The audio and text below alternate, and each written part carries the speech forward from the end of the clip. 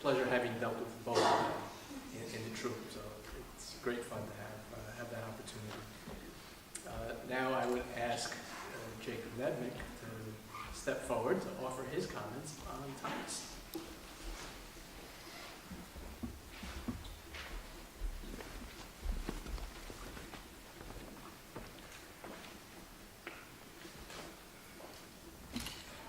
Thomas and I have been friends since kindergarten.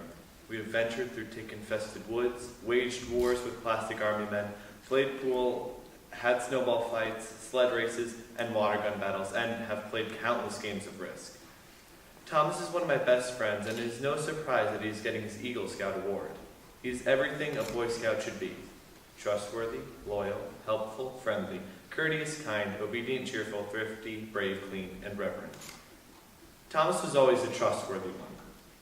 We have jokes that if anything were to happen to my parents, Thomas would become my legal guardian. This joke comes from the fact that my parents told him this when we were both 10. I don't know any 10-year-old who could be trusted to raise a child, yet I'm sure I would have turned out great if Thomas had to raise me. Thomas is known for his affection towards fire. I'm not saying that he's a pyromaniac.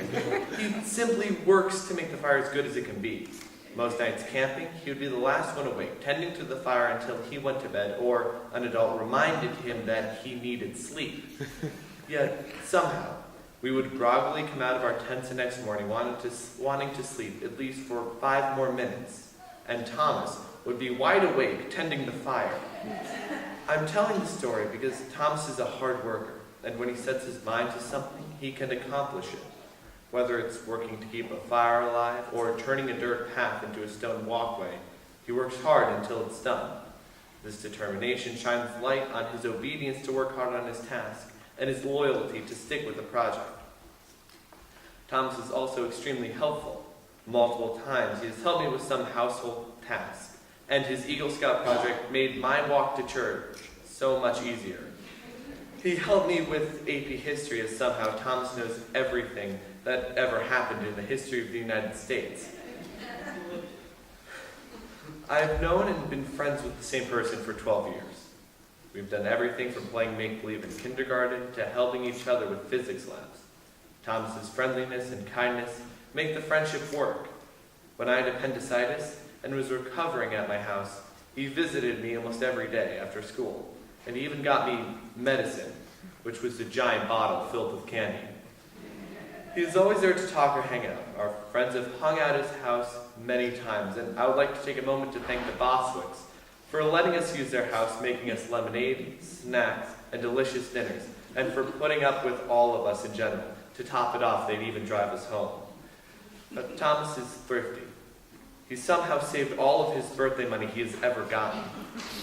And he is very courteous. Constantly, people are calling him a gentleman and tell his friends that they should act more like that nice boy, Thomas. He is also reverent. He has a respect for others' feelings as long as they're not his friends. But even then, he knows when something is going to be taken too far. Thomas and Brendan were always great Boy Scouts. On our first few camping trips, they were making huge fires from the wood they had chopped up themselves, while the rest of us were desperately trying to keep our fires going for more than a minute. In Boy Scout camp, Thomas, Dylan, and Brendan had to spend the night on top of a mountain with no supplies. They slept on the ground, protected only by a shelter they made from ferns, which they aptly named Fernie. The next morning, they came back to the camp, tired but content, with exciting stories of their night. I'm still amazed how the 3 of them were able to do this. It sure took bravery on all of their parts. Now, if you have been counting, I have in no particular order shown how Thomas exemplifies 10 out of the 12 parts of the Scout Law. To get one out of the way, Thomas is clean. He seems to shower the right amount. And to the best of my knowledge, he isn't part of any secret gambling rings or the mob. And he looks real sharp in his suit. Now, the last word is cheerful. If I ask people if Thomas is cheerful, they would say no. Thomas is serious and refined. Most people would look at me funny if I described Thomas as cheerful, including Thomas. However, I think that Thomas is extremely cheerful. He is funny and fun to be around. He always greets people with a smile, and he doesn't complain about the little things. Thomas, it's been a great 12 years. You deserve this, and I'm happy that I've been able to talk about how great you are. 2 of my best friends are getting Eagle Scout awards today, so congratulations to both Thomas and Brendan for accomplishing this great feat. Thank you.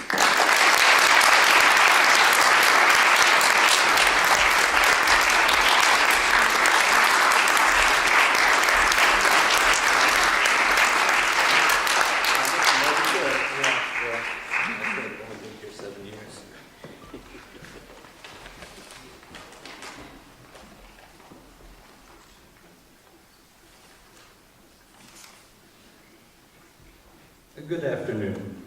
It's an honor to have you here today. I'd like to begin by telling you how proud I am to be an Eagle Scout. It's been a long road to get here, but 7 years later I can still remember my first camp out with great detail.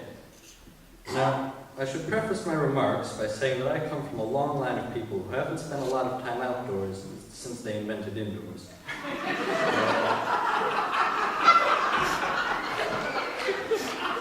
So camping was a new experience for me, including building a campfire.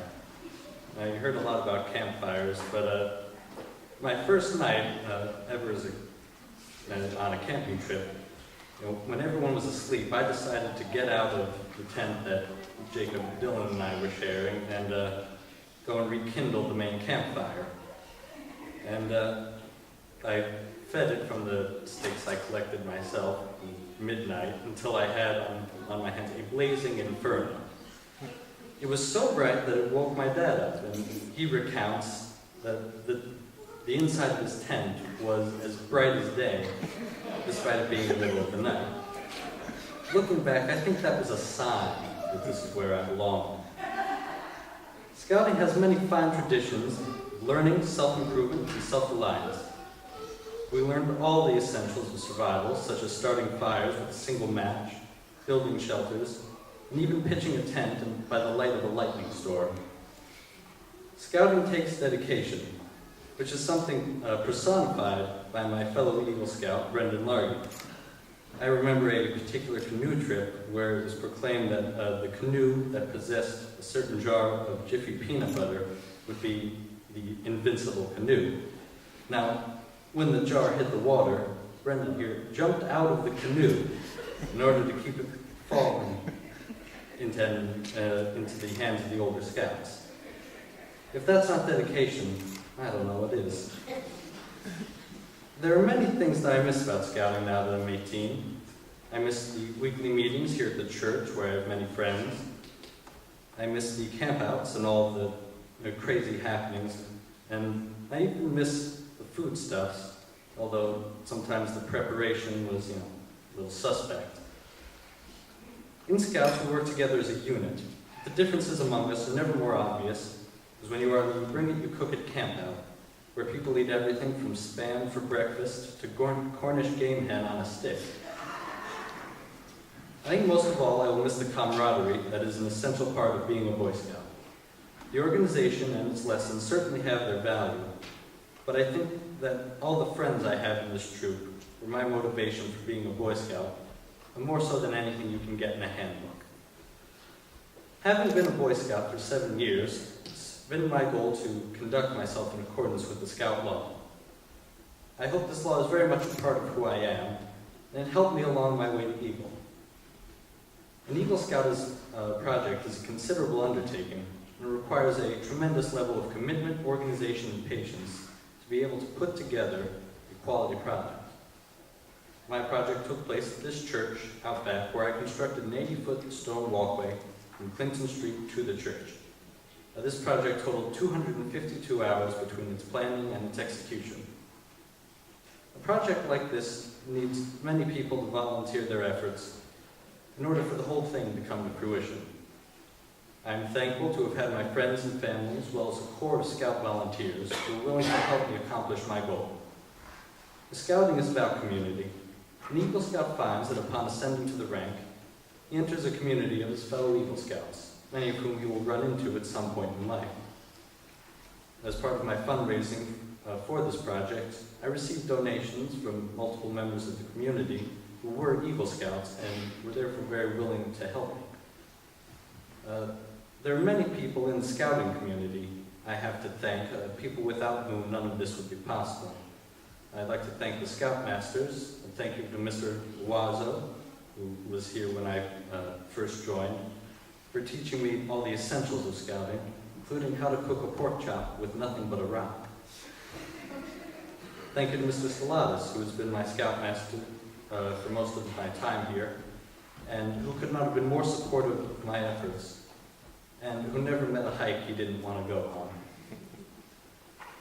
Thank you to all the Assistant Scoutmasters who have over the years instructed us and molded us into better Scouts. Thank you to the Troop Advancement Committee for guiding me through the Eagle Scout requirements. Thank you to Pastor Brockma and Mr. Steve Miller of the Presbyterian Church, who have been supportive of my project from the beginning. Thank you to the Scouts who volunteered their time to help me construct my path. Thank you to Jacob for speaking on my behalf.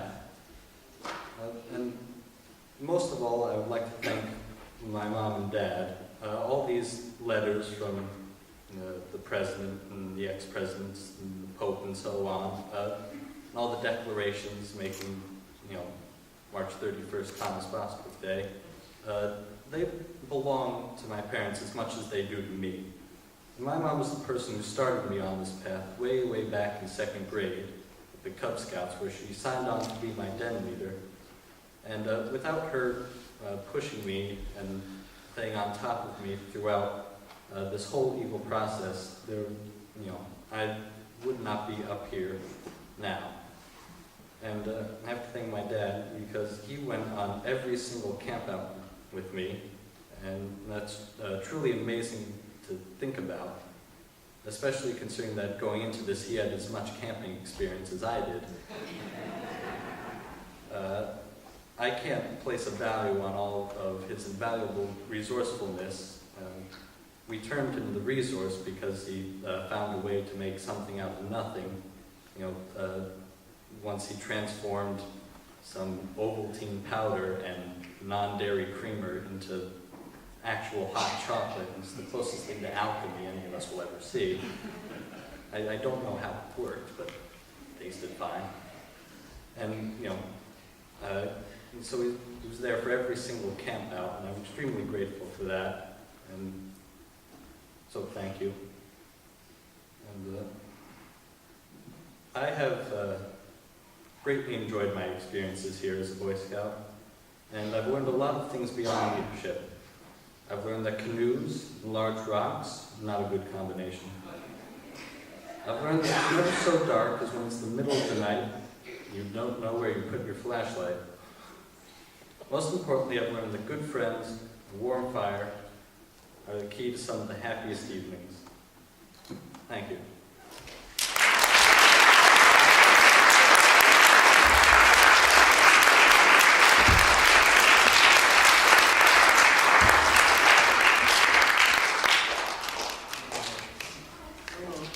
We should be recording all these speeches. They've all been wonderful, published in a few years, and really make a lot of fundraising opportunities for Troop 12. Mary Lee's a good idea to get all the speeches that we've had over the last several years